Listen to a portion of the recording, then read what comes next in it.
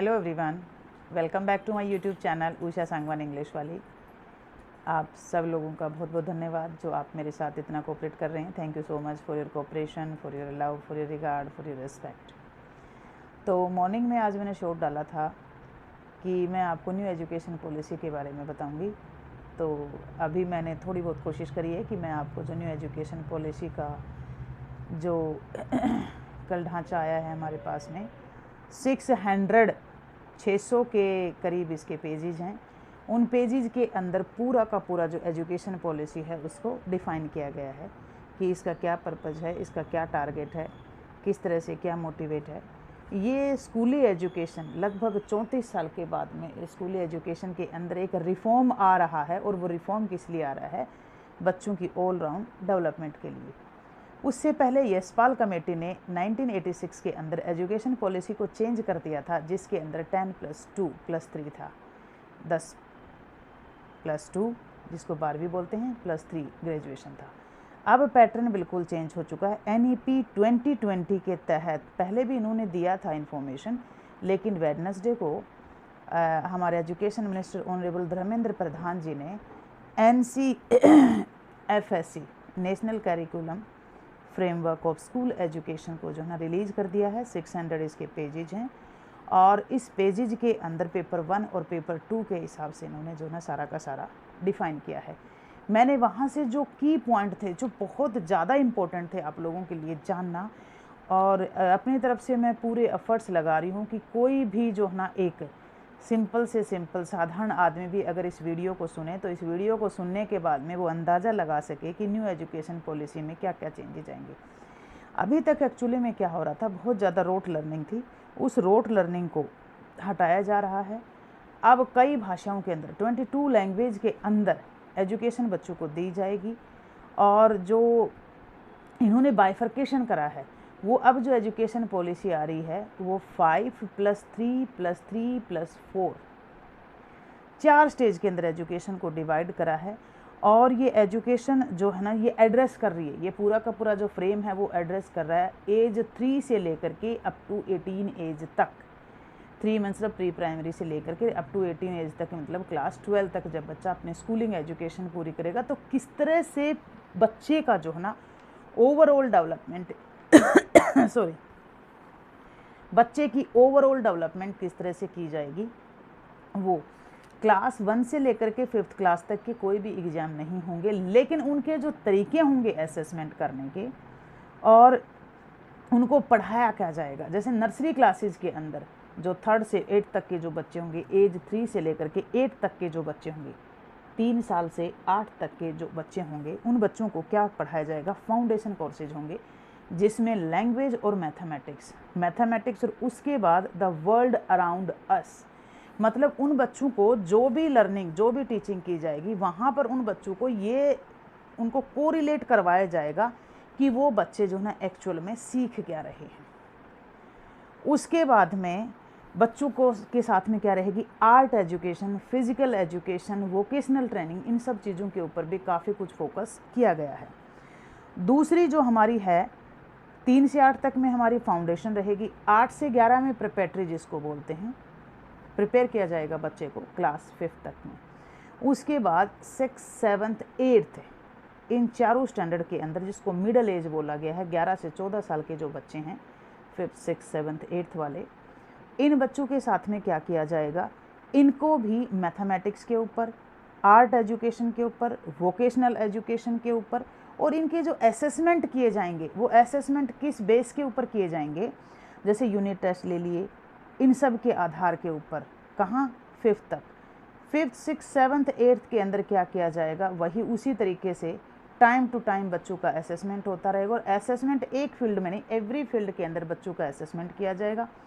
उसी के बेस के ऊपर उनको सब्जेक्ट में पास होना भी ज़रूरी है। अगर कोई बच्चा 5th, 6th, 7th, 8th के अंदर क्लास को पास नहीं करता तो उस बच्चे को जो है ना अगली क्लास में प्रमोट नहीं किया जाएगा। ये इंस्ट्रक्शन दिए गए हैं कि प्राइवेट स्कूल, निजी स्कूल, जो भी स्कूल हैं, गवर्नमेंट स्कूल हैं, और इसमें EWS के बच्चे भी शामिल होते हैं। लेकिन हाँ, उन बच्चों को 2 महीने का फिर टाइम दिया जाएगा कि आप 2 महीने के अंदर उसी क्लास को दोबारा पास करो। एक बहुत ज़बरदस्त रिफॉर्म हमारी एजुकेशन सिस्टम के अंदर आ रहा है। इस सब के लिए हम सबको भी तैयार होना है। हमें अपने बच्चों को basic education, skill based education देना है। हमें अब ऐसा नहीं है कि हमें क्वांटिटी तैयार की है, एक क्वालिटी बेस्ड एजुकेशन जिसके अंदर अगर हम एक बच्चा तैयार करें तो वो जो है ना कल को उसको जॉब ढूंढनी ना पड़े, वो जॉब खुद बनाए, जॉब क्रिएट करे, वो जॉब सीकर ना बने, जॉब क्रिएटर बने। इस तरह की एजुकेशन बच्चों को देने का एफर्ट किया जा रहा है। जो लास्ट स्टेज हमारी है क्लास 11 से लेकर 14 तक वाली, 14 से लेकर के 18 वाली, इस एज के अंदर क्या करा है, स्टेज 2 स्टेज बना दी गई हैं, स्टेज 1 और स्टेज 2। स्टेज 1 के अंदर रहेगा हमारा 9th एंड 10th। उसमें क्या होगा, जो बच्चों का लैंग्वेज वहाँ पर 3 लैंग्वेज रहेंगी, जिनको क्या बोला है R1, R2 और R3। R1 के अंदर जो लैंग्वेज रहेगी वो बच्चे की मदर टंग लैंग्वेज रहेगी। मदर टंग के अंदर बच्चे को पढ़ाया जाएगा, क्योंकि चाहे बच्चे की कोई भी भाषा होगी वो R1 उसके लिए कंपलसरी है।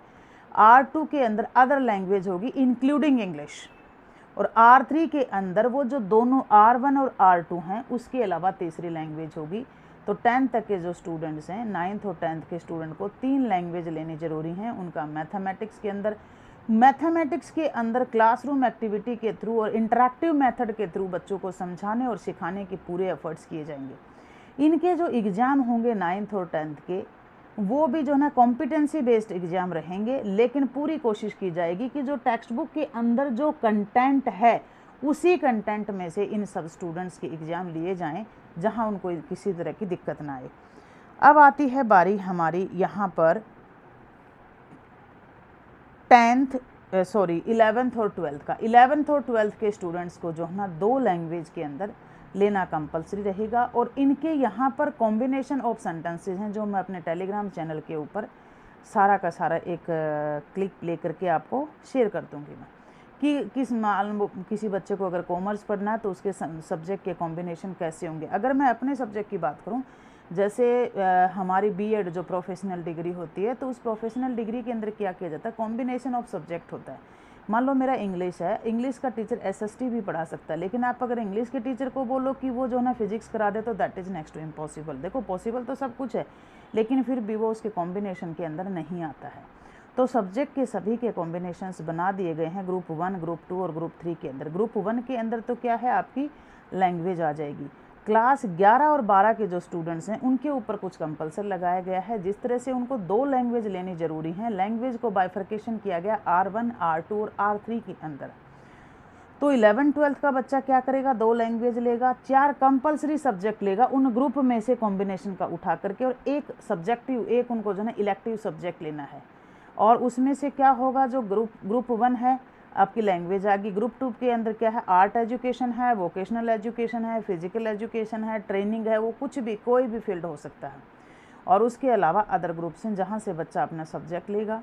इनके ईयर में 2 टाइम्स एग्ज़ाम्स होंगे, और असेसमेंट उसी तरीके से चलेगा बच्चों का, जैसे क्लासरूम लर्निंग उसकी कैसी थी, उसका बिहेवियर कैसा था, उसकी वोकेशनल एजुकेशन कैसी थी, मतलब ऑल राउंड डेवलपमेंट बच्चों की देखी जाएगी इसके अंदर। और असेसमेंट मतलब ये जो न्यू एजुकेशन पॉलिसी है, इस न्यू एजुकेशन पॉलिसी के अंदर गवर्नमेंट ने पूरे एफर्ट्स लगाए हैं कि जब बच्चा 12th क्लास करके निकले तो वहाँ से एक ऐसा बच्चा निकले जिसे कहीं पर बाहर जॉब ढूंढने की ज़रूरत ना पड़े, वो एक जॉब क्रिएटर बने।